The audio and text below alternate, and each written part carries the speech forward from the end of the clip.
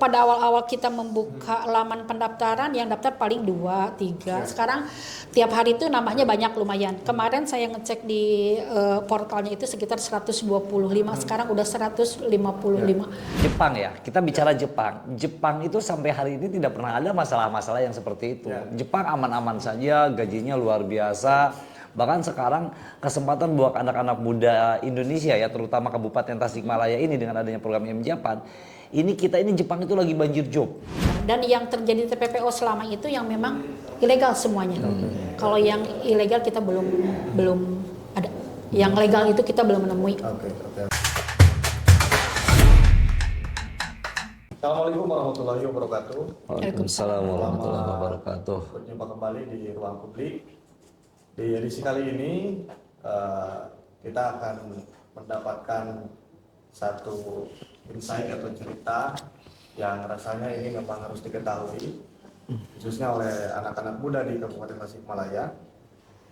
Dan jelas ini keterkaitan dengan masa depan ya, bagaimana nantinya akan terbangun sebuah kemandirian hidup. Ya lagi-lagi ini berbicara tentang generasi yang akan datang atau generasi muda hari ini.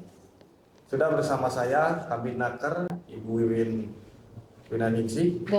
Sehat Ibu? Alhamdulillah. Terima kasih sudah menyempatkan hadir. Dan juga ada Bapak Semiftah. Bapak? Iya, Terima kasih.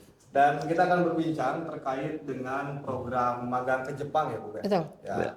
Nah, sebelumnya mungkin bisa diperkenalkan dulu Bapak khususnya terkait dengan IM Japan ya Pak ya, bukan IM Jepang ya. IM Japan. Nah, itu seperti apa Pak? Oke, mungkin apa sih itu IM Japan ya? Nah, karena orang kan bingung ya, apa sih IM? IM Japan itu adalah singkatan dari International Manpower Japan. Jadi sebuah lembaga resmi itu kan yang ditunjuk oleh pemerintah untuk menyalurkan tenaga kerja dari Indonesia khusus ke Jepang gitu. Seperti itu Pak. Nah ini IM Japan ini dia kan programnya masuknya ke G2G, di mana government to government.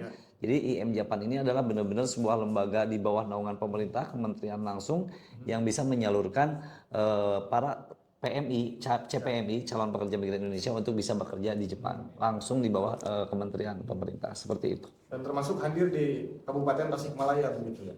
Iya. Ya, programnya sekarang ada di Kabupaten Tasikmalaya dan ini adalah sejarah baru berkat jasa yang sangat luar biasa dari Ibu Kabid ya di BPM TKC Kabupaten Tasikmalaya ini.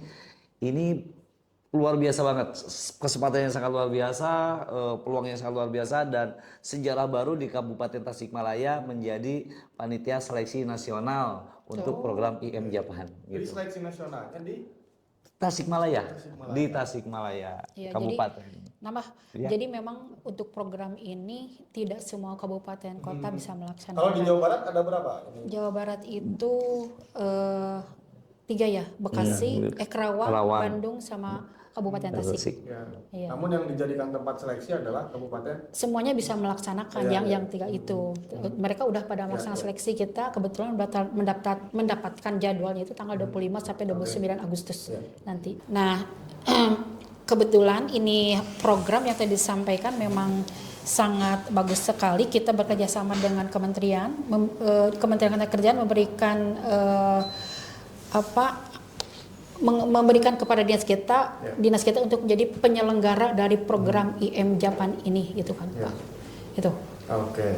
Kalau sementara ini yang sudah mengikuti begitu. Oh, yang sudah ikut daftar. Ya, yang sudah ikut daftar. Untuk sampai hari ini, sampai tadi kita sudah yang terdaftar sekitar 155 peserta. Tapi pagi tadi. Ya, biasanya tiap hari itu pada awal-awal kita membuka laman pendaftaran yang daftar paling 2, 3. Sekarang tiap hari itu nambahnya banyak lumayan. Kemarin saya ngecek di portalnya itu sekitar 125, sekarang udah 155 peserta. Mudah-mudahan semakin bertambah. Artinya Ibu melihat bagaimana sih respon anak-anak muda dengan adanya program ini gitu, apakah sejauh ini ukurannya antusiasmenya tinggi atau memang masih di bawah? Nah itu, jadi untuk masyarakat pemuda-pemuda yang memang usianya dibatasi Pak antara 18 sampai 26 tahun. Ya, Usia produktif. Jadi untuk antusias kami pikir lumayan banyak. Hanya saja mungkin untuk sosialisasi yang perlu kita kembangkan kembali. Karena mereka mengetahui program ini tuh dari medsos biasanya. Karena pada saat mereka datang mendaftar juga kita selalu bertanya dari mana tahu? Karena dari medsos itu. Karena kita memang ditampilkan di medsos DPMPT SPTK juga gitu kan, dan terus kami bidangnya kerjaan. Jadi untuk antusias banyak yang bertanya karena kami punya medsos sendiri dan kita membuka web dan memang WA yang kita buka untuk mereka mencari informasi.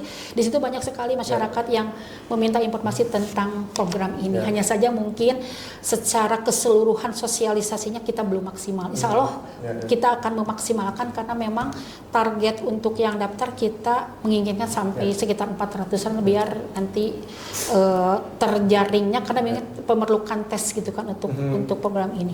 Itu Pak. Kalau selain di media sosial, Bu, sosialisasinya sebelumnya dalam bentuk apa aja? Sosialisasi yang sudah kita sampaikan, kita mendatangkan dari kementerian untuk melihat antusias dari masyarakat yang kita undang waktu itu para camat, DPK Abdesi, kemudian kepala desa, kemudian stakeholder kita, LPK, SMK kita undang. Gitu. Di sana karena yang datang memberikan narasumbernya itu dari kementerian, di sana interaksinya sangat bagus sekali dan itu adalah salah satu poin yang kementerian bisa memberikan kesempatan kepada kami dinas DPMPT SPTK untuk membuka portal pendaftaran untuk program IM Japan ini gitu. Kalau lama magangnya Pak, berapa lama Pak? Jadi gini, untuk magang ini rata-rata di program IM Japan ini 3 tahun. 3 tahun. Ya, 3 tahun. Terus saya juga boleh izin menambahkan ya, karena gini ya, ini ada sebuah informasi yang sangat penting, apalagi dengan rumor-rumor sekarang ya, bahwa di luar negeri itu kayak Kamboja, kasus-kasusnya segala macam. Itu. Ini yang harus dibahas Pak, harus dibahas Pak Cepi. Di medsos kan banyak informasi yang negatifnya gitu kan. Jadi saya akan mau bicara ini Jepang ya. Kita bicara Jepang. Jepang itu sampai hari ini tidak pernah ada masalah-masalah yang seperti itu. Jepang aman-aman saja, gajinya luar biasa. Bahkan sekarang kesempatan buat anak-anak muda Indonesia ya, terutama Kabupaten Tasikmalaya ini dengan adanya program IM Japan, ini Jepang itu lagi banjir job. Ya. Jadi penduduk Jepang itu per tahun berkurang 850.000 populasinya. Gila nggak? Sementara dia perusahaan-perusahaan yang produksinya kan tetap harus terus berjalan. Makanya ini Jepang ini menjadi tujuan yang sangat luar biasa nih buat anak-anak muda sekarang, generasi sekarang, karena ini momentum dan momentum yang sangat luar biasa lah di saat Jepang ini jobnya lagi banyak banget. Nah, cuman di sini saya mau menjelaskan karena kebanyakan masyarakat tidak paham bagaimana sih supaya kita bisa bekerja ke Jepang. Nah, itu sebenarnya banyak pintu, Pak. Ya, kalau kerjasama negara itu, pengiriman tenaga kerja itu kan ada ya program G2G, government to government, artinya pemerintah dengan pemerintah langsung. Nah, IM Japan itu di bawah G2G, Pak, dari pemerintah ke pemerintah. Ada G2P, jadi dari pemerintah dengan swasta. Ada P2P, ada swasta atau swasta. Nah, masuk ke Jepang ini, itu kan ada beberapa pintu, di mana pertama adalah pintu magang atau Kensusei. Nah, pintu Kensusei juga ini terbagi menjadi 2. Ada yang pintu yang swasta, yang reguler, ya, ada pintu yang pemerintah. Nah, ini IM Japan adalah pintu pemerintah, seperti itu. Kemudian pintu yang kedua nih di Kensusei, kedua ada yang namanya TG. TG itu apa? Tokutegino, artinya visa kerja nih. Visa kerja. Jadi statusnya kan kalau tadi memagang, yang kedua itu adalah visa kerja. Nah, nanti ada beberapa persyaratan tertentu yang harus disiapkan. Dan yang ketiga ada yang namanya visa engineering atau tenaga ahli. Nah, kita magang ini adalah salah satu akses yang paling banyak diminati. Karena kenapa? Karena prosesnya mudah. Persyaratan-persyaratannya tidak terlalu ketat. Beda dengan TG ataupun yang namanya engineering. Jadi magang ini emang peminatnya sangat luar biasa banyak. Dan sekarang yang sangat luar biasanya ya berkat perjuangan dari DPMPTSP. Nah, itu ini dari Kabupaten Tasikmalaya. Ya, inilah sangat luar biasa di Kabupaten Tasikmalaya program IM Japan ini untuk seleksi nasional bisa direalisasikan. Jadi ini kesempatan yang jangan disia-siakan oleh anak muda nih, generasi muda Kabupaten Tasikmalaya terutama. Biarpun ini seleksi nasional, Pak. Yang Tapi daftar kita dari prioritas. mana saja, dari Sabang sampai Merauke, monggo gitu kan. Tapi seperti kita itu. prioritas tetap orang kabupaten. Tapi kita pengen memprioritaskan Kabupaten Tasikmalaya seperti itu ya, yang Bu dari Kabid. kabupaten lumayan sudah banyak juga yang daftar kita. Dari anak-anak masyarakat kita sudah banyak daftar. Mungkin bisa lebih diperjelas Pak, keunggulan atau ya keunggulan yang didapat lah ketika misalkan masyarakat mengambil pintu yang ini nih gitu kan, langsung dibawa ke Perbedaan, pemerintah. Ya, daripada Perbedaan dengan program IM dengan reguler ya. reguler gitu ataupun dengan dari pihak swasta ke swasta lagi gitu. Gimana? Boleh saya jelaskan ya Bu ya? Boleh. Ya nanti. Ini keunggulannya sangat luar biasa ya. Pertama, kalau yang juga program IM Japan ini ya, satu dari segi pembiayaan Ringan. sangat murah sekali, ringan lah. Bahkan seleksi nasional ini gratis.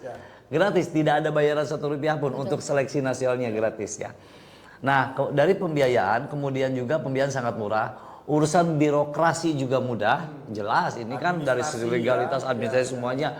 Lah sekarang ini dinas BPM-TSPTK ya kan, ya di Snaker Kabupaten Tasikmalaya lah istilahnya, yang benar-benar mengurus segala sesuatunya. Beliau yang punya hajat, beliau yang ngurus, beliau yang mendisiin segala sesuatunya. Artinya benar-benar birokrasinya juga sangat mudah. Dan persyaratan pun sebenarnya mudah. Di mana persyaratan program ini yang penting sehat jasmani rohani, ijazah terakhir adalah SMK SLTA SMA sederajat, kemudian usia 18 sampai 26 gitu kan, dan siap mengikuti yang namanya pelatihan. Sudah itu aja sih sebenarnya, itu keunggulan dari program ini. Di samping itu apa coba? Tadi biaya murah, birokrasi mudah, kemudian untuk gaji Pak, gaji di sana ini sangat luar biasa ya. Saya belum bicara ke sektor pekerjaan dulu nih, gaji nih. Karena ini gaji biasanya yang jadi pembicaraan utama nih. Jepang berapa nih? Oke, untuk program ini gaji itu standarnya 12 juta bersih Pak, ya kan? 12 juta. Nah, itu sudah istilahnya benar-benar bersih lah, tapi belum terhitung lembur. Belum terhitung lembur. Itu kan misalkan ada kebijakan lain kan di perusahaannya lembur. Nah, kalau seandainya perusahaannya ini ada lembur, kadang dengan lembur 1 jam 2 jam, karena saya mantan TKI juga gitu kan, udah ngalamin saya kan. Jadi ketika ada lembur 1-2 jam, kadang lembur itu bisa melebihi dari gaji pokok.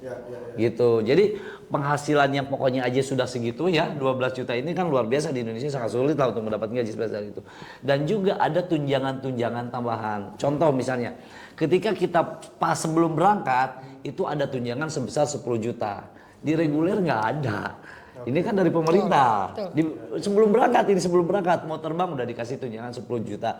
Begitu nyampe di Jepang itu udah dikasih uang saku 8 juta rupiah. Begitu nanti pulang setelah 3 tahun, udah jelas tiket mah gratis ya. Itu dapat tunjangan usaha modal usaha mandiri sebesar 60 sampai 90 juta. Ditambah lagi kalau emang ada pengembalian untuk asuransi dari jiwa, kecelakaan dan segala macam. Dan yang lebih hebat lagi, ketika kita mendapatkan Paklaring IM Japan, itu nilai jualnya sangat luar biasa ketika kita dipakai untuk mencari kerja di perusahaan-perusahaan Jepang yang ada di Indonesia. Itu mungkin beberapa keunggulan yang dari program IM Japan. Program IM dengan Kemudian untuk sektor pekerjaan itu di manufaktur, pabrik, pengolahan makanan, kemudian juga pertanian, kemudian juga keperawatan atau kaigo, dan yang terakhir adalah di konstruksi. Gitu. Jadi hampir semua lini ada nih gitu kan, seperti itu. Kalau berbicara katakanlah bahasa umumnya calo mungkin ya Bu ya. Kan banyak yang gitu tuh. Upaya dari pihak Ibu sendiri nih untuk soal ketenaga kerjaan ya dalam hal menangani hal seperti itu gimana Bu? Ya, untuk masalah calon memang selalu ada saja sih ya. Tetapi memang kita semaksimal mungkin untuk mengurangi hal seperti itu. Makanya kita setiap kita memberikan informasi ke masyarakat, baik melalui media sosial atau kita terjun langsung ke lapangan, ke desa-desa, kemanapun, kita selalu memberikan informasi bahwa untuk mencari informasi tentang bekerja ke luar negeri itu harus melalui dinas kami DPM-PTSPTK di bidang ketenagakerjaan. Itu harus selalu kita tekankan kepada kepala desa seperti itu. Karena memang kalau calo mah memang selalu ada. Tapi kan kalau misalkan aparat desanya juga bisa mengikuti atas perintah kita, insya Allah itu tidak akan terjadi. Jadi harus selalu berkoordinasi dengan kami gitu. Dan sampai hari ini kan di Kabupaten Tasikmalaya nyaris nggak ada ya kasus-kasus yang TPPO. Nah itu kalau untuk kasus TPPO biasanya itu kan tindak pidana perdagangan orang. Kabupaten Tasikmalaya tiap tahun ada. Tapi memang itu yang tidak melalui jalur resmi. Pada saat kita cek di lapangan, kita cek di aplikasi yang ada di kita, di Siap Kerja dan lain-lain, ternyata memang perusahaannya tidak terdaftar di BP2MI ya. Yaitu jadi dipastikan itu ilegal. Dan yang terjadi TPPO selama itu yang memang ilegal semuanya. Kalau yang ilegal kita belum ada. Yang legal itu kita belum menemui. Oke. Nah, balik lagi Pak, soal biaya nih. Jadi apa sih dari awal, katakanlah sampai nanti berangkat yang harus dikeluarkan oleh pendaftar gitu? Ada nggak? Oke, mungkin untuk masalah pembiayaan gini ya, mungkin ini gambaran aja ya, karena mungkin teknisnya juga kan ada hal-hal yang kadang tidak kita terprediksi ya, kayak pembekalan buat anak juga, pengeluaran anak. Tapi kita yang gambaran besarnya aja. Untuk program yang reguler atau swasta itu untuk pendidikan ke Jepang itu rata-rata mereka menghabiskan uang 7 sampai 12 juta. Ya, standar untuk setara N5 itu selama 3 bulan gitu kan. Nah, kemudian ketika mereka sudah mendapatkan job, itu mereka rata-rata pembiayaan itu antara 35 sampai 45 juta. Jadi di program yang reguler atau swasta itu rata-rata dari mulai nol nih sampai terbang, kandidat ini atau CPMI ini bisa menghabiskan uang kurang lebih di angka sekitar 60 jutaan. Kalau dikalkulasi ya? Iya, kalau dikalkulasi gitu kan, kalau ditotalkan. Nah, dengan program IM Japan ini berapa kira-kira? Sama di sini juga ada pembiayaan karena pelatihan daerah itu harus ada pembiayaan juga. Kemudian paspor juga harus bikin sendiri, untuk medikal juga ada. Belum kita ongkos dari sini nanti ke kantor IM Japan ke Bekasi, itu adalah pembiayaan.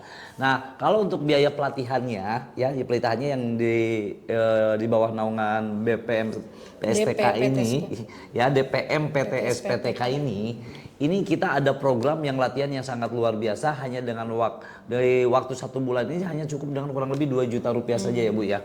Jadi anak kita bina dulu, latih dulu supaya mereka ini bisa lolos seleksi nih. Ya kan, bisa lolos seleksi, itu 1 bulan itu hanya 2 juta rupiah. 2 juta itu udah dikasih makan sehari 2 kali, fasilitas asrama juga luar biasa kayak hotel. Mohon maaf nanti boleh dicek ya, tempat sarana dan prasarana di gedung BKPSDM Ciawi ini udah persis kayak hotel fasilitasnya.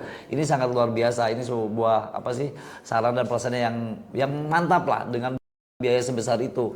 Jadi ini 2 juta ini yang sangat murah sekali. Nah, kemudian untuk biaya proses sampai terbang itu udah saya hitung include dengan biaya ya, dan dengan adanya cashback pelatihan. Itu kurang lebih 14 juta 500, kurang lebih 15 jutaan lah. Tapi nanti sebesar itu. Karena ya dengan dihitung dengan ada pengembalian itu jadi habisnya kurang lebih sekitar 14 juta setengah lah segitu. Yang tadi kan hitung-hitungan kalau swasta ini kan 60 juta nih. Ya. Nah, kalau ini habis 15 juta, kan berapa tuh? Seperempatnya. Dan ini adalah kesempatan yang sangat luar biasa. Dan satu hal lagi ya, 2.800 perusahaan yang sudah bekerja dengan IM Japan itu rata-rata di Jepang perusahaan sehat. Perusahaan-perusahaan sehat yang notabene banyak lemburan. Nah, ke Jepang kan mau ngapain coba ke Jepang? Ke Jepang ini mau cari duit. Nah, udah kan sektornya apa aja Pak? Apa? Sektornya di sana. Pekerjaan? Ya, tadi kan satu manufaktur, ya kan, pabrik. Cuman pabrik itu ada pabrik otomotif, elektronik, ada pengolahan makanan juga, kayak pabrik kue misalnya gitu kan. Kemudian yang kedua adalah konstruksi bangunan, tapi konstruksi jangan berpikir kayak di sini Pak. Jadi kalau bekerja bangunan di Jepang itu bukan berarti cepeng pacul langsung ngaduk gitu, bukan itu. Ya, kita semuanya udah pakai teknologi canggih, karena saya pun pernah kerja di konstruksi waktu di Auckland di New Zealand, saya pernah di konstruksi. Itu semuanya udah pakai teknologi gitu kan. Kita rata-rata jadi operator gitu kan. Cuman emang kita nggak boleh takut ketinggian gitu kan untuk konstruksi. Kemudian pertanian. Untuk pertanian ini dulu kita takut, wah musim dingin di luar gimana nih. Mohon maaf, Jepang sekarang udah pakai greenhouse. Jadi nggak ada musim dingin, orang di dalam ruangan sih tanamannya kan gitu kan. Seperti itu. Kemudian yang terakhir kaigo untuk keperawatan. Dan untuk kaigo ini keperawatan, hari ini kita bicara job itu unlimited Pak. Bener-bener unlimited, bener-bener tidak terbatas saking banyaknya job untuk Kaigo. Makanya ya silakanlah, ini kesempatan yang sangat luar biasa sekali gitu. Oke. Kalau selama pelatihan Bu, fasilitas yang diberikan terutama yang difasilitasi oleh dinas apa saja Bu?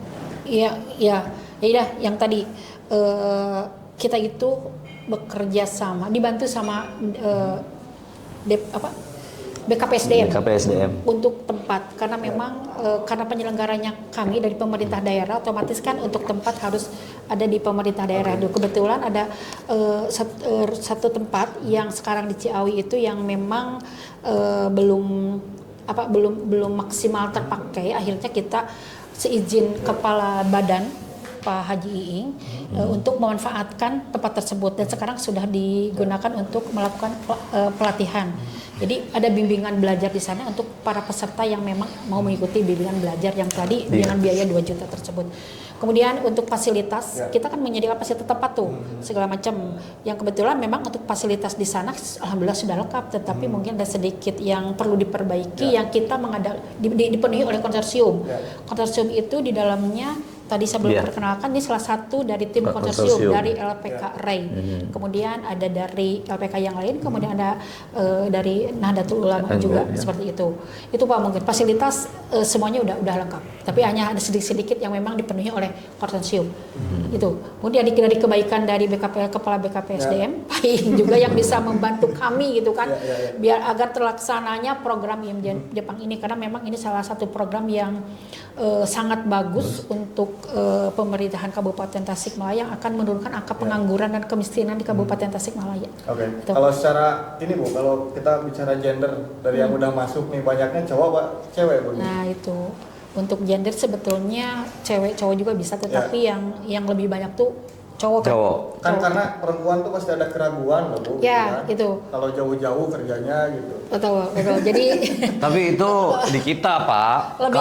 Kalau di Jawa enggak. Kalau orang Jawa, orang Sumatera, di Jawa Barat itu kayak Indramayu, Cirebon, enggak, mereka mental-mentalnya udah mental keren. Cuman Kabupaten Tasikmalaya semoga lah ya generasi muda kita sekarang juga mengikuti kayak mereka. Ya untuk gender ini 80% laki-laki, 20% perempuan. Tapi kalau untuk perempuan justru sekarang lebih banyak jobnya daripada peminatnya. Nah, ini kesempatan sebenarnya buat para perempuan nih yang mau merubah nasib di Jepang ya, dengan gaji 12 bahkan sampai 25 juta. Kaigo itu lebih tinggi lagi sih sebenarnya. Kaigo itu keperawatan. Nah, ini kan untuk perempuan ini peluang jobnya itu di keperawatan, pertanian, dan pengolahan makanan. Kalau bicara pengolahan makanan, pabrik-pabrik juga lah ya. Gitu. Betul. Jadi 80-20 lah biasa jumlahnya perempuan. Yang kemarin tuh pas launching yang di Ciawi itu Bu, kan saya juga kesana. Yang sama Pak Wakil Bupati. Saya juga lihat ada testimoni itu Bu. Iya betul. Dari salah seorang kan. Nah mungkin selain dari pribadi Bapak nih, coba Bapak dulu deh gimana sih kerja di luar negeri itu rasanya gitu, biar teman-teman. Oke, siap. Ya, jadi kabita gitu Pak. Iya betul, karena memang harus ada testimoni. Karena yang di medsos munculnya kan minta bantuan, ditolongin seperti itu. Oke, saya sendiri ya, Sam ini sebenarnya Sam itu tahu nggak sejarah Sam itu dari mana? Sam itu dari Sonsengnim. Sonsengnim itu artinya guru bahasa Korea. Jadi panggilan ke guru yang akrab itu. Makanya terkenal di lingkungan kerja jadi Sam. Padahal nama saya Ahmad Miftah Arifin ya. Saya tuh Sam ini di usia 19 tahun udah di Korea Selatan. Dan terakhir bekerja di luar negeri itu di tahun 2019. Terakhir saya ada di Auckland di New Zealand. Nah, saya cerita nih. Waktu tahun 98 saya masuk Korea Selatan, itu gaji pada saat itu 4 juta. Tahun 98 ya. Harga motor Grand 3,5 juta. Jadi saya ketika kerja di Korea Selatan, tiap bulan saya bisa beli motor baru tuh tiap bulan gitu kan. Nyesakene. Nah, kemudian gini Pak, mohon maaf ya, sebenarnya ada beberapa negara yang emang layak untuk ditunjuk. Jadi gini, negara itu terbagi 3 ya. Ada negara maju, ada negara makmur, ada negara kaya. Itu beda Pak, kriterianya beda. Kalau negara maju, saya akan bahas dulu satu Pak. Negara kaya itu mohon maaf, kalau kita masuk ke negara kaya itu tidak tepat. Karena kenapa? Kita di situ kan kerja habis-habisan, capek, tapi penghargaannya lemah. Kenapa itu Pak? Timur Tengah contohnya, Kerja di Timur Tengah gaji cuma 4 juta, 5 juta, paling 5 juta. ya kan? Tapi kerja kita gila-gilaan. Karena kalau bicara Timur Tengah, saya di Timur Tengah 3 tahun. Saya Saudi Arabia, Abu Dhabi, kemudian Dubai ya di Abu Dhabi, kemudian juga Qatar. Saya paham banget gitu tentang Timur Tengah, dan itu bukan tujuan yang tepat untuk bekerja. Karena kenapa? Gajinya sama dengan kita, kerjanya capek banget. Nah, rata-rata kan biasanya orang-orang kaya kan sombong-sombong, jadi nggak menghargai tenaga orang. Nah, itulah negara kaya. Yang kedua adalah negara maju. Negara maju itu adalah negara yang emang kaya raya, tapi dia kayanya hasil dari perjuangan. Beda dengan negara kaya mah dia hasil dari anugerah dari alam. Berdaya ya. Kultur. Jadi orang ini nggak berjuang nggak apa-apa, tiba-tiba kaya raya kan sombong, Pak. Tapi kalau negara maju dia kaya raya tapi hasil dari berjuang kekayaannya. Itu di Asia Pasifik itu ada Korea, Jepang dan Taiwan. Nah, kerja di sini siap-siap apa? Ya siap-siap capek, Pak. Tetap capek, disiplinnya luar biasa capek, tapi rasa capek itu kebayar. Dihargai. Sama apa? Sama gaji dihargai. Jadi standar gaji itu antara 12 sampai 25 juta, Pak, di 3 negara itu. Taiwan aja sekarang udah naik 14 juta kotor, tapi masih di bawah Jepang. Jadi gaji itu Taiwan, kemudian Jepang, kemudian Korea. Cuman kalau Korea ini kan satu pintu, emang aksesnya agak susah gitu kan. Seperti itu. Nah, jadi dari yang ketiga ada negara makmur. Kalau negara makmur itu kayak mimpi, Pak. Saya pernah kerja di negara makmur, pegang sapu, berarti kan cleaning service, Pak. Bersih-bersih. Gaji saya di tahun 2019 itu 12 juta 1 minggu. Bayangkan tadi 12 juta 1 minggu. Biaya hidup saya habis 10 juta sebulan waktu di New Zealand. Artinya saya non skill kerja di negara makmur itu 50 lah kotor. Nah, itu kan kayak mimpi, Pak. Dan kerjanya apa? Santai, nggak dikejar-kejar. Gila, ngeri lah kalau bicara negara makmur itu emang Australia. 3 negara gaji tertinggi di dunia ini Australia, New Zealand sama Kanada. Negara-negara Commonwealth itu sangat luar biasa. Nah, pengalaman saya, Pak, kalau emang kita benar-benar punya niat gitu ya, pengen merubah nasib gitu ya, dengan tingkat kesulitan ekonomi yang sangat luar biasa di Indonesia saat ini, sudah kabur aja dulu.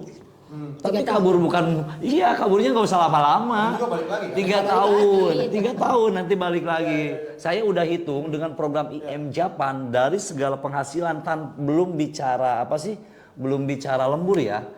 Itu anak-anak itu tidak akan kurang cetak uang 500 juta atau 1,5 miliar dalam kurun waktu 3 tahun. Bisa membawa pulang. Jadi kalau Pak Acep masih bujangan ke Jepang program IM, pulang Pak, pertama rumah bisa kebeli layak huni, mobil juga bisa kebeli, Pak, yang layak pakainya kali aja cuma 150 juta. Rumah saya tahu yang subsidi aja sekarang masih ada 200 jutaan, 350. Pak Cepi ini kalau nikah nggak bakalan ada yang nggak ngedukung, pasti didukung, biaya sendiri. Mas kawin mau berapa sih? Kan gitu, Pak. Artinya kalau anak-anak muda sekarang di usia 19 tahun ya, 20 tahun, mereka ke Jepang 3 tahun, mereka udah jadi orang terhormat, Pak, datang ke Indonesia. Dan ketika mereka pulang dari sana, dari Jepang dengan bawa uang seperti itu, tinggal balik lagi nih. Mau balik lagi ke Jepang, naik level, karena di Jepang itu ada jenjang karir. Tadi dari Kensusei atau magang naik ke Tokutegino, gaji udah berubah lagi tuh. Kan tuh, saya mah enggak lah, udah di Jepang cukup lah. Saya mau jadi pengusaha, lo pegang modal, tinggal belajar aja ilmu pengusaha. Bahkan selama di Jepang mungkin udah mendapatkan ilmu, iya kan? Selama di Jepang nggak mustahil, Pak. 3 tahun itu pasti dapat ilmu. Kalau orang yang di pertanian di Ciamis sudah ada bukti sukses beliau di pertanian, datang ke sini sekarang jadi petani sukses anggur dan kualitas ekspor, Jepang itu. Karena dari Jepangnya dulu di pertanian. Nah, modal ada, ilmu ada, apalagi coba. Ya, jadi ini kesempatan yang sangat luar biasa lah. Dan tambahin, dan memang untuk program IM Jepang ini kan pemagangan ke Jepang. Jadi mereka itu meningkatkan keterampilan mereka dengan magang di sana, sehingga keterampilannya bisa meningkat. Jadi mereka belajar di sana selama 3 tahun. tapi digaji. Harapannya pada saat dia pulang ke sini, mereka itu keterampilannya sudah ada, sudah banyak, dan modal untuk mengembangkan keterampilan itu bisa dilaksanakan di sini, sehingga mereka bisa membuat usaha mereka sendiri di Indonesia, di lembur Nyalira dengan bisa menyerap tenaga kerja di sekitarnya gitu, di daerah-daerahnya. Harapan kami itu begitu. Jadi mereka berangkat dulu, kabur aja dulu katanya. Sekarang itu kan moto ya, kabur aja dulu. Itu dari kementerian, kabur aja dulu ke luar negeri selama 3 tahun, 2 sampai 3 tahun, nanti balik bisa membuat usaha sendiri dengan menyerap tenaga kerja di lingkungannya sendiri. Nanti kan angka penganggurannya yang tadinya dia berangkat 1, pas datang pulang ke Indonesia dia bisa menyerap tenaga kerja lebih dari 5 orang di sekelilingnya. Jadi kan buat kami itu satu hal yang memang luar biasa. Kalau pelatihannya Bu apa aja sih yang diajarin gitu? Untuk yang sekarang ada biaya itu untuk pelatihan di daerah namanya itu, yaitu untuk pelatihan bahasa. Dan memang dengan fisiknya, karena untuk bekerja di sana itu perlu fisik. Siap fisik Jadi juga. selama dia pelatihan daerah selama 70 hari nanti di sini yang di Ciawi itu untuk melatih bahasa mereka dalam sehari-hari dan melatih fisik mereka, disiplin mereka, namanya apa sih? FMD, fisik, mental, dan disiplin. Nah, fisik, mental, dan disiplin. Karena kalau di negara sana kan disiplin, tidak boleh merokok, tidak boleh buang sampah sembarangan, harus sopan santunnya. Nah, kita memberangkatkan ke sana karakter yang itu yang akan kita serap, yang nanti akan diterapkan di sini, karena yang menurut pengalaman yang sudah berangkat ke sana datang ke sini, mereka itu berkarakternya sudah jadi berubah, gitu kan, sopan santun, membuang pada saat dia buang sampah sembarangan orang lain gergetir, aduh gitu kan, gitulah harapannya seperti itu. Kalau timelinenya gimana nih Bu? Bisa jelasin nggak dari awal sampai berangkatnya kapan? Nah, kalau timeline memang kita kan dari mulai seleksi kita mengadakan seleksi itu tanggal 25 sampai 29 Agustus. Pendaftaran sudah dibuka di portal Jepang ada portal nanti. Pendaftaran sudah dibuka sampai dengan tanggal 20 Agustus. Tetapi kalau misalkan yang berminat untuk melakukan bimbingan, karena keberhasilan itu kita ingin ada keberhasilannya lebih tinggi, akhirnya kita membuat program bimbingan belajar untuk mereka selama ada yang 2 bulan dan 1 bulan. Jadi untuk yang ingin bimbingan belajar harus mulai dari sekarang, karena kita akan melaksanakan bimbingan belajar dari tanggal 20 Juli sampai 20 Agustus. Itu di Ciawi juga Bu? Di Ciawi sebenarnya dilaksanakan. Dan sekarang sudah ada yang mulai bimbingan di sana. Kemudian pendaftaran 25 sampai 29, setelah 25/9 itu seleknas, satu seleksinya itu sistem gugur. Yang hari pertama untuk matematika, pada saat matematika dia gugur, berarti tidak bisa melanjutkan seleksi selanjutnya, udah gugur ya. Tapi kalau misalkan udah seleksi semua lulus, matematika, kesamaptaan, kemudian fisik, kemudian tes MCU kesehatan. Setelah itu diberikan waktu 2 bulan untuk belajar mandiri ada. Setelah itu bahasa belajar mandiri, tapi setelah itu nanti kita masuk ke pelatihan bahasa di daerah selama 70 hari. Kemudian setelah itu baru diberangkatkan. Jadi kemungkinan sampai berangkat itu sekitar Januari. Targetnya mereka udah bisa terbang. Udah bisa terbang. Nanti daftarnya bisa melalui website ya Bu? Portal ada nggak ya? Nanti kita tampilin aja Bu. Oh iya, nanti tampilin aja itu ya. Jadi sebenarnya pendaftaran tuh ada 2 ya. Pertama pendaftaran untuk seleksi nasional itu mah bisa melalui portal langsung. Jadi dari seluruh Indonesia ya silakan itu bisa online melalui portal. Itu untuk seleksi. Tapi untuk pendaftaran yang pelatihan sebelum seleksi, biar seleksinya lolos kan harus dilatih dulu, di bimbingan belajar dulu. Nah, kami kan mengadakan itu tuh. Nah, itu juga sebenarnya waktu kita mepet nih tanggal 20 Juli penutupannya. 10 hari lagi berarti ya? 20 hari lagi 20 hari sih. 20 hari. Buat sekarang tanggal 1 ya, ke tanggal 20 hari lagi. Nah, itu ditutupnya tanggal 20. Bimbingan belajar. Ya, untuk bimbingan itu juga itu beda nanti. Ada nanti nomor kita yang kasih lah untuk nomor official dari konsorsium dan RAI itu sendiri untuk bisa mengikuti pelatihan itu. Kenapa kami di sini ya mengarahkan untuk ikut pelatihan? Bukan kami nggak percaya sama rekan-rekan yang mau daftar nih, Tapi kalau kami ini kan kita punya metode-metode khusus bagaimana melatih, mendidik, bahkan untuk fisik pun kami sudah bekerja sama dengan dari pihak coding dan Koramil setempat untuk melatih fisiknya, dan nanti ada video-videonya lah. Jadi kalau emang adik-adik ini nih yang mau daftar di program ini dari nol, bisa nggak? Ya bisa banget. Bisa banget, nggak apa-apa. Ini ada kesempatan, secepatnya daftar sampai ditutup tanggal 20. Nanti kita bina dulu selama 1 bulan. Jadi pertama adalah fisik, mental, dan disiplin, kemudian matematika, kemudian wawancara, dan yang terakhir itu adalah bahasa. Nah nanti bahasa mah mungkin di awal dasar dulu, nanti setelah seleksi yang kedua, pas mau bahasa itu digembleng lagi bahasanya. Makanya insya Allah lah, ini program yang sangat luar biasa, Pak. Benar-benar luar biasa, artinya biayanya murah, tempatnya juga di kampung kita sendiri. Dan mohon maaf ya, izin ya, yang daftar ke portal itu hari ini sudah ada yang dari Bali. Termasuk saya kemarin ada yang mau ngirim dari Papua. Coba kebayang nggak Papua mau datang ke Ciawi, ke Kabupaten Tasikmalaya. Nah ini anak-anak muda Tasik kemana nih? Gitu kan? Anak-anak muda Tasik jangan sampai kalah. Dan saya sudah buktikan sendiri, saya sendiri ngerasa bisa bertahan, bisa survival. Bahkan saya juga enjoy. Mohon maaf Pak, beli iPhone 15 untuk anak muda sekarang ngandelin gaji UMR berapa tahun. Saya bukan bicara berapa bulan. Berapa tahun dikejar-kejar Shopee Pay. Ya bener nggak? Di Jepang itu, aduh, sebulan 2 bulan udah iPhone 15, iPhone 16. Itu rata-rata emang itu, rata-rata godaannya seperti itu ya. Anak-anak muda sekarang begitu nyampe Jepang yang 1 bulan pertama bukan mikirin balik modal, beli dulu iPhone. Padahal harusnya balikin dulu modal lah gitu ya. Seperti itu. Ya ini makanya luar biasa. Berarti jangan, artinya gini, kalaupun nggak ada kemampuan berbahasa sama sekali, ya boleh dicoba dulu. Nggak ada masalah. Nggak ada masalah kan? Nggak ada masalah. Nanti kan ada pelatihan. Iya gitu. Saya mah gini aja, sehat jasmani rohani, ijazah SMA, sudah itu aja dulu deh. Kalau bicara Berpikirnya ya bahasa. Padahal ini nggak perlu. Latihannya cukup panjang waktunya sih. Dan jujur ya, bahasa di program pelatihan ini prodasa yang sangat dasar sekali. Untuk bisa lolos seleksi ini, kita bahasa terlalu nggak ditekankan. Bahkan cuma bab 1 sampai bab 12. Jadi bahasa itu bukan yang Enggak, gini dulu. Untuk persiapan seleksi, soal seleksi ini bahasanya ringan banget.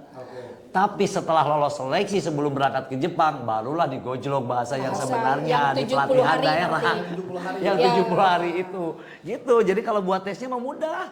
Yang penting ini anaknya mau nggak gitu kan? Itu kemauan aja dulu gitu kan. Modal kemauan niat aja nggak dulu. mau kesana Nah, gitu. niat nggak nih ke Jepang? Mau kesana ya ayo gitu.